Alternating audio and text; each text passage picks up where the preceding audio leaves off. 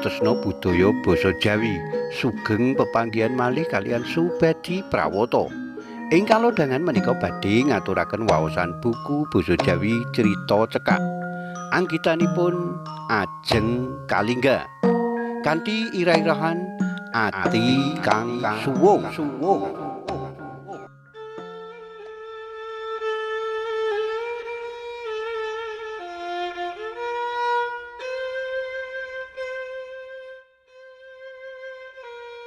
Wayah sore udan ngerjih nambahi rasa sepi kang ngiris ati perih ngrerujit rasa kang pancen wis tatu. Hendra priya kang ditresnani lan dadi kekasih ilang kang ora cetha lungane. Sumpah prasetya kang wis diucap lan sineksen bumi langit ora dadi kanyatan. Tangga teparo kang mapan ing desa Citran ngerti menawa putri kinasihe Pak Barata kang aran Nien wis duwe pacangan priya saka Surabaya kang jenenge Hendra. Pancen antarane Hendra lan Nien klebu pasangan kang cocok. Apa maneh wanita ayu lan kang priya uga duwe pasuryan bagus. Putih gedhe dhuwur. Nanging kuwi crita kawuri kanggo ngene Nien. Crita kang wis dikubur nanging ora bisa lali, malah tetep ngeglo ing tlapukaning mripat. Kanggone Nien pengalaman uripe bareng Hendra wis ilang lan dikubur dadi masa lalu. Saiki Nien semangat ngadepi kahanan kang bakal dilakoni. Mula nalika Nien melu acara nasional ing salah sijining desa kang mapan ing sapinggiring Bengawan Solo, dheweke rumangsa siji karo acara-acara liyane. Ing sapinggiring Bengawan Solo kuwi dheweke ketemu priya asli Aceh jenenge Hans. Priya kang katone gampang serawung lan sumadulur. Senajan lair tekan SMA ing Aceh, nanging eyange asli Jawa. Mula Hans biasa ngomong nganggo basa Jawa. Nin, aku seneng ketemu lan crita-crita ing sapinggiring Bengawan Solo iki. Kandhane Hans prasaja marang wanita kang wiwit sepisanan ketemu wis bisa gawe sengsem atine. Jujur Han, aku ora ngira menawa aku bakal ketemu priya kang bisa gawe seneng atiku.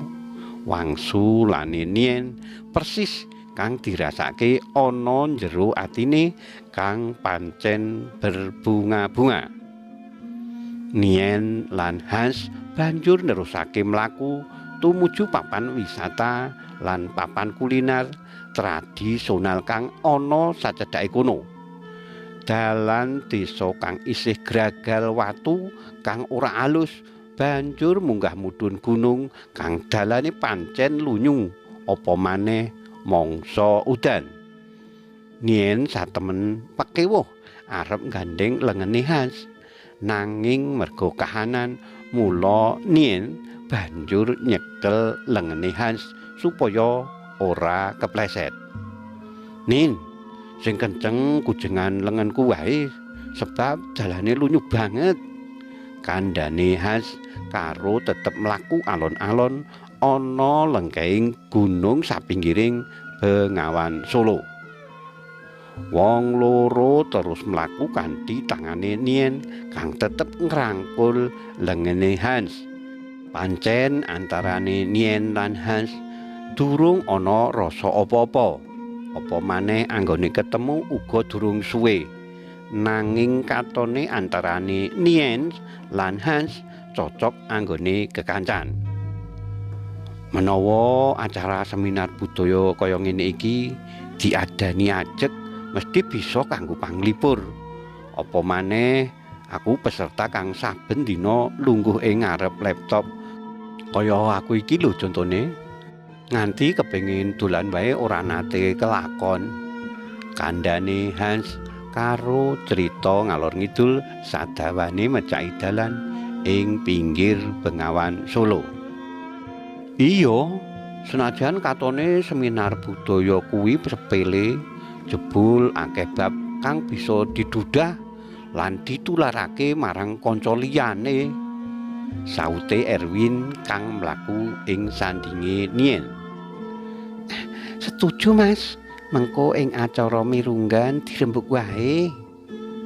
Supaya ana agenda seminar budaya kang ing wektu candhake. Nien melu nimbrung. Sadawane dalan tumuju papan kuliner, peserta katon seneng apa maneh saka kaduan wis krungu gamelan gumyak lan regeng. Pancen masyarakat nyuguhake kesenian tradisional kang endah lan gawe sengsem peserta seminar budaya. Nanging Nien lan Han katon akrab senajan durung suwe anggone tetepungan.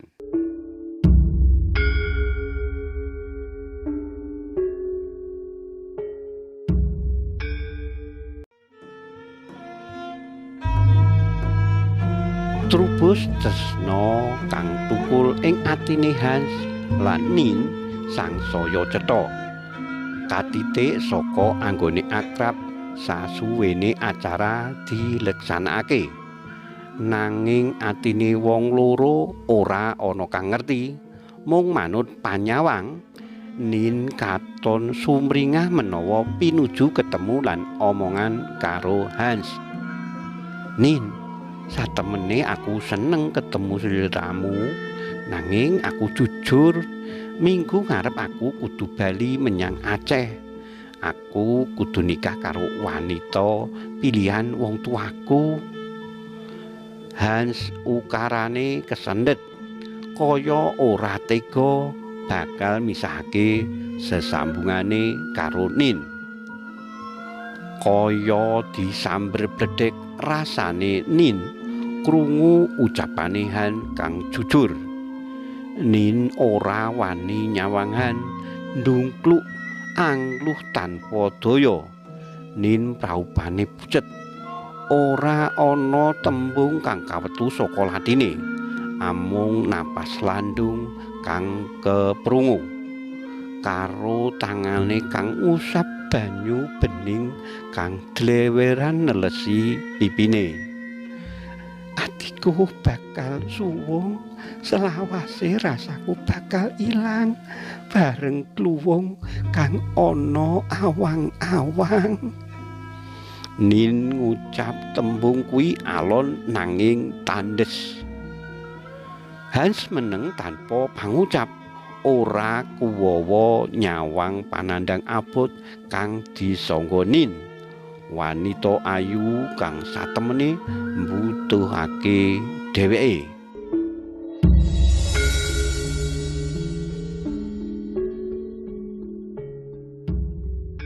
Kahanan dadi malih adem, kaku tanpa ana swara guyu kaya wektu sadurunge.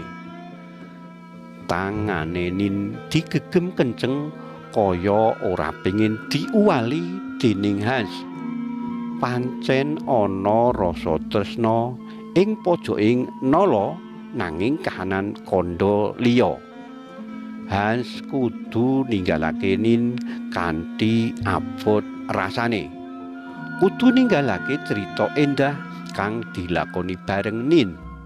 Han kudu sesandingan karo wanita pilihane wong tuane.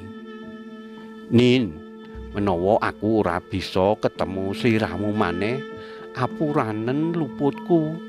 Jenengmu bakal mapan ing atiku selawase. Aku pamit yo, Nin. Jaga kesehatanmu, mesti ana priya kang bakal ngisi atimu kang suwung. Hans nyawang Nin kanthi praupane kang brabak ngampet sedhiye. Wong loro ora kuwawa nyangga panandang batine. Mung ana ati kang suwung kinemulan mendung peteng ing pojoking rasa kang paling jero. Tresna kang lagi nedengi ngrembaka kapuntes ing tengah dalan. Kabeh rumangsa kelangan, kabeh rumangsa kagelan, mung kari ana rasa suwung. Pertapan Kalingga tanggal 8 Januari 2022.